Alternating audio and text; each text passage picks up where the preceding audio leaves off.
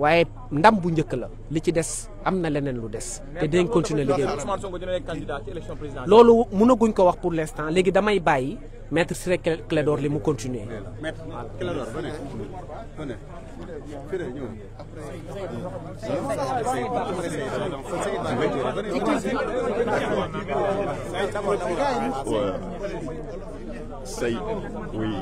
Saïd Larifou du barreau de Moroni aux Comores.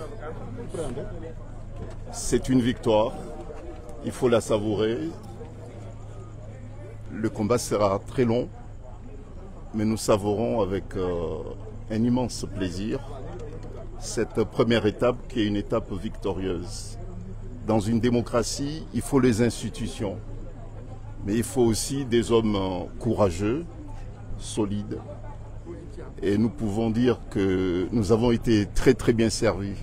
Personnellement, j'ai une immense satisfaction d'avoir, avec mes éminents confrères, contribué à la consolidation des valeurs et puis de l'héritage démocratique de ce grand pays qui est le Sénégal. La décision d'aujourd'hui va inspirer d'autres juridictions de d'autres pays également. C'était une contribution mais très précieuse que le Sénégal, une nouvelle fois, donne à l'Afrique et puis au monde entier. Et d'autres pays africains, et j'en suis certain, d'autres magistrats des autres pays, j'en suis certain, vont s'inspirer du courage de l'institution judiciaire du Sénégal qui se détache de plus en plus des autres pouvoirs également. Maître, est-ce que cette décision aura des effets sur les autres affaires en cours, notamment les fiches de parrainage ou encore l'affaire Adji Sarr? Bon, sur l'affaire du parrainage, sans doute, puisque M. Sonko est rétabli dans ses droits en tant que citoyen sénégalais. Il retrouve ses droits politiques. Bon, donc, bien sûr qu'il sera candidat, plus que candidat encore. Quelle est la prochaine étape judiciaire pour vous, les avocats? Bah, écoutez, la prochaine étape, elle est politique. Pour nous, il n'y a pas d'étape judiciaire encore.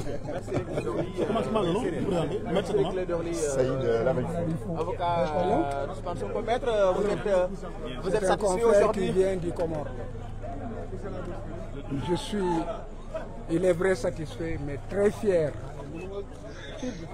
du juge qui a rendu la décision. Il a fait montre d'un courage énorme.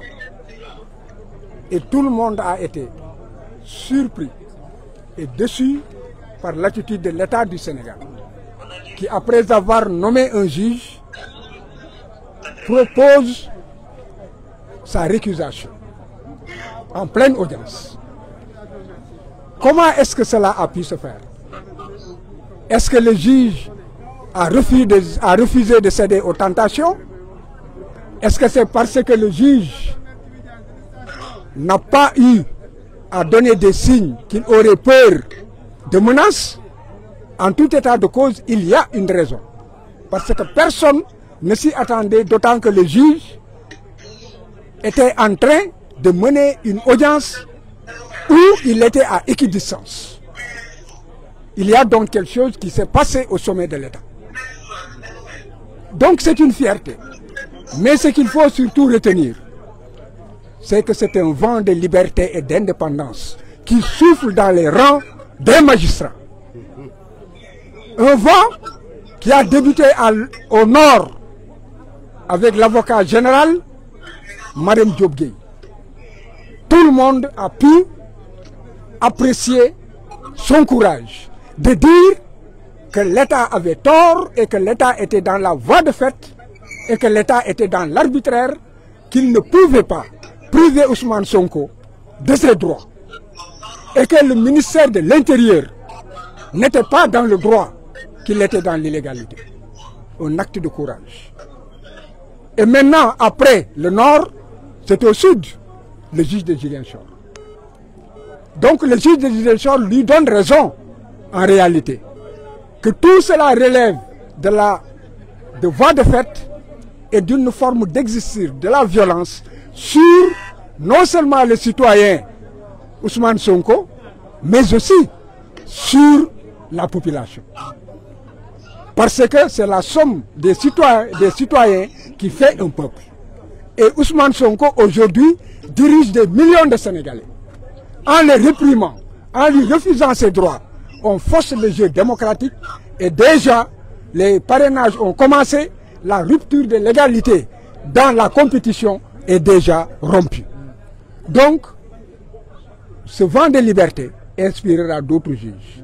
Parce que j'ai dit qu'il existe dans ce pays des juges fiers, des juges honnêtes, des juges indépendants, des juges courageux. Il n'y a jamais 203. Attendons de voir le troisième. Maître, l'agent judiciaire de l'État a, semble-t-il, évoqué des proximités entre le juge et un proche d'Ousmane Sonko. Que répondez-vous à cela? Si la proximité seulement devait jouer, d'abord c'est faux.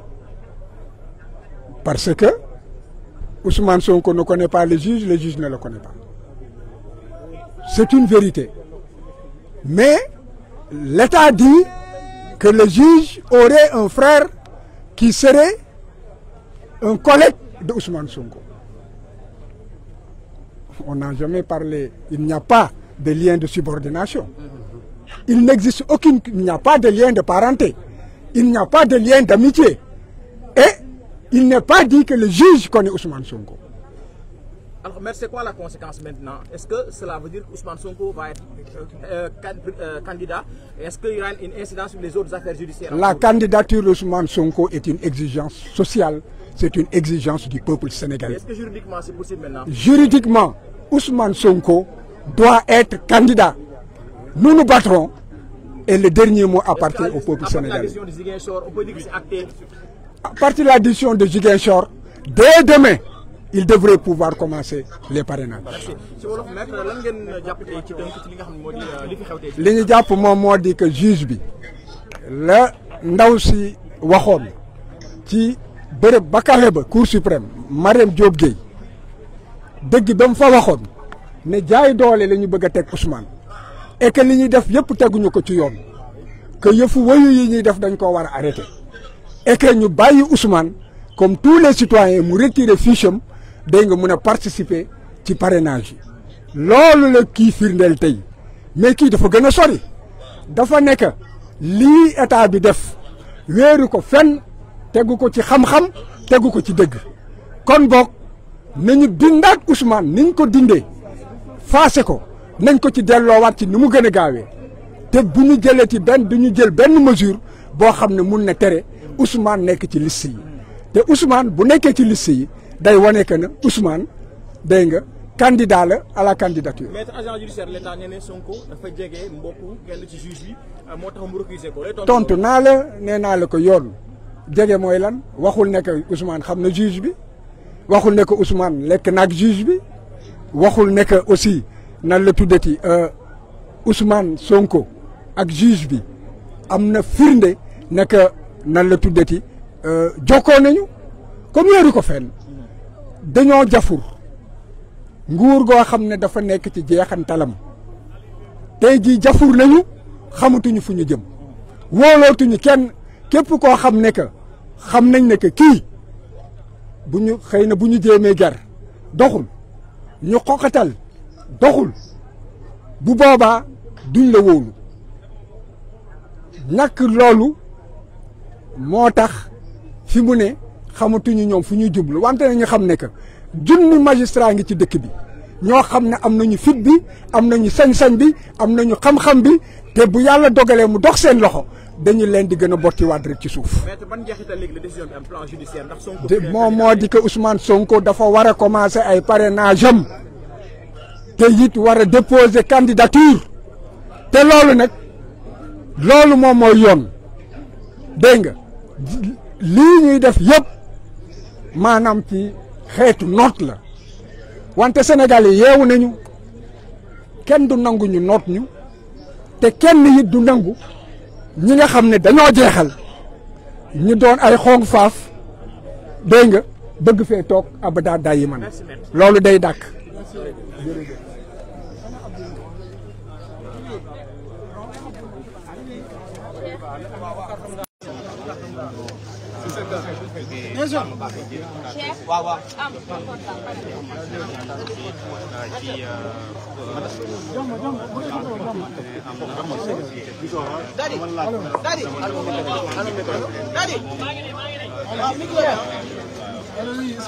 voilà ñoo ko déggandoo li avocat yi di avocat Ousmane Sonko tey kii di Ousmane Sonko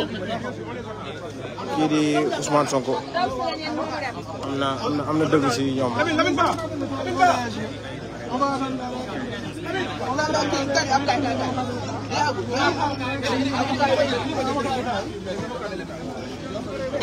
ñoom la ñuy xaar léegi ah bu ko bëgg téléphone ok Paul record amul foofu waaw damay record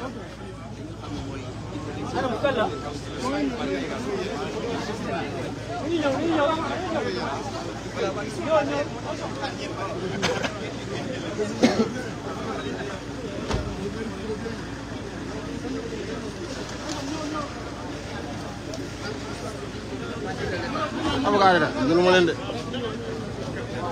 avocat état moom.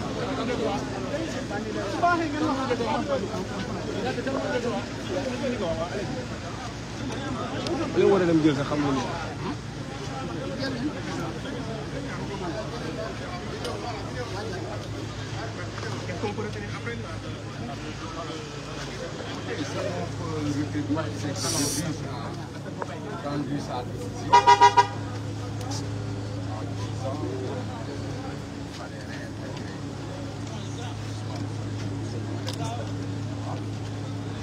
Nous sommes dans un état de droit.